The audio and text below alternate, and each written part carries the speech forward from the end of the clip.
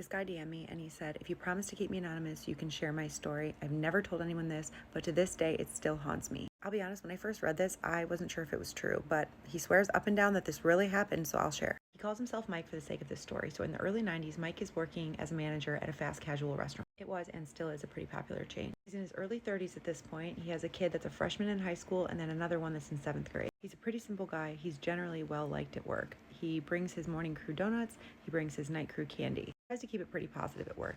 And even though he's well liked as a manager, his employees are of transient nature. They're always coming and going.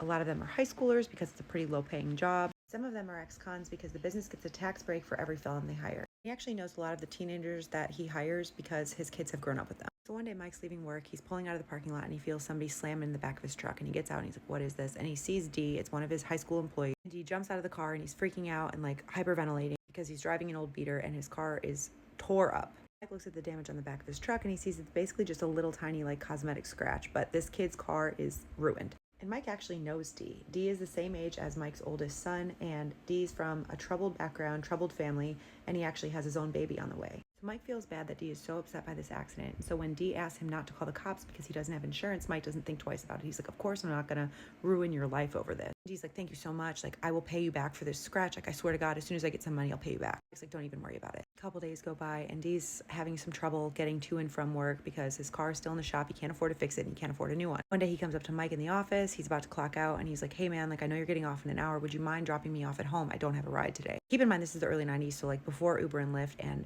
Mike also said it was a small town, so it's not like cabs were readily available. Mike's like, of course I'll drive you home. Where do you live? And D tells him, and it's actually on the way back to Mike's house. So he's like, yeah, no problem. He drives him home that day. The house is like run down. There's weeds all over. Just not a good living environment. But D is super appreciative for the ride. He thanks him and gets out of the truck. This ride home situation becomes more frequent as the weeks go on, but Mike really doesn't mind. And then one day at work, D approaches Mike in the office and he's like, hey man, I'm having some problems with money.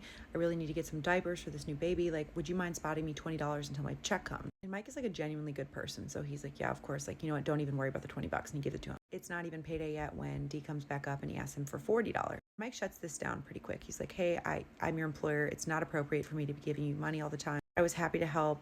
I'm always happy to help, but I can get you some more hours. I can get you maybe some overtime. Just like, let me know what you need. He's like, okay, sorry for asking. Thanks anyway. He comes up to him again and he says, Mike, I really need your help with something.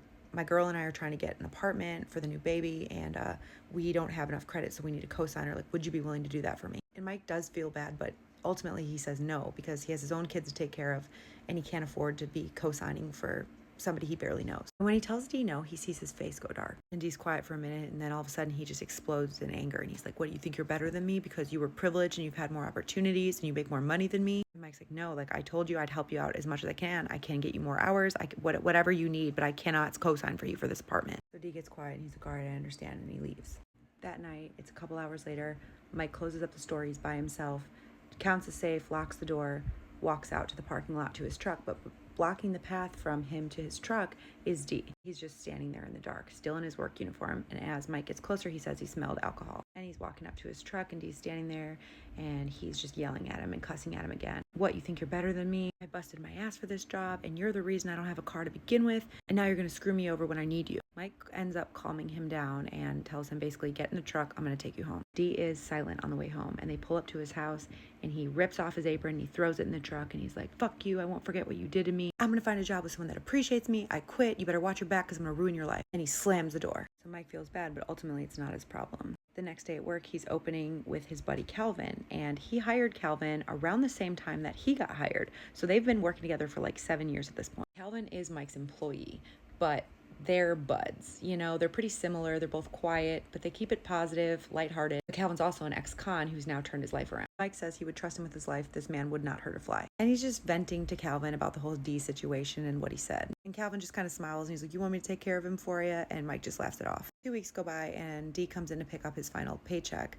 And then when Mike's leaving that night, he notices all his tires have been slashed in the parking lot. He figures it was probably D in an act of retaliation, but he has no proof, so he just shrugs it off, fixes it, and goes on with his life. He gets a phone call from D later that night, and he picks up, and D's like, you get my message? And Mike's like, what are you talking about? And he's like, you see your car? That's the first thing that's going to happen to you if you don't co-sign for me. Mike just hangs up on him. He's like, this kid is not going to blackmail me into co-signing an apartment for him. He's like, what's he going to do? But then Mike's oldest son gets viciously attacked as he's leaving soccer practice. The person who attacked him was wearing a ski mask and a hood and dark clothes, but he beat him so viciously that he ended up in the hospital with a few broken ribs. And this naturally really infuriated Mike because his oldest son was his pride and joy. He was a star soccer player, really good student, just good kid all around. Did not deserve to get attacked by some random person. He didn't know it was D, but he had a feeling. He tells Calvin about this whole thing at work, and Calvin's visibly upset by this because Calvin also knows Mike's son. He's basically an uncle to him at this point. They've known each other for so long. A few days later, Mike's at work and the cops pull up. They come in the restaurant. They start asking all the employees questions about D. They found his body the night before in a ditch, thrown through the windshield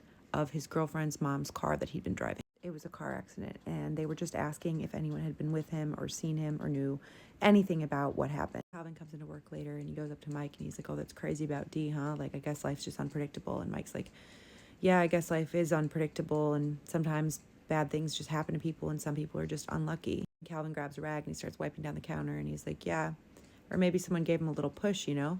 Mike's like, "What do you mean by that?" And Calvin's like, "Sometimes people make bad choices, and sometimes those choices it's just the law of karma." Mike said there was no malice in his voice at all.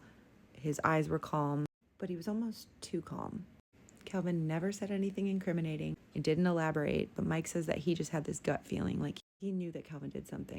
Calvin did end up passing away, but Mike said up until his death, he felt like in Calvin's world, favors could mean life or death, and he felt like he owed him one. Keep sending me these stories. I have one about a witch doctor. I have one about a neighbor that wanted more than butter. And I have one from someone who admitted that they were the crazy roommate. So let me know which one you guys want to hear next, and I will keep adding them to this playlist.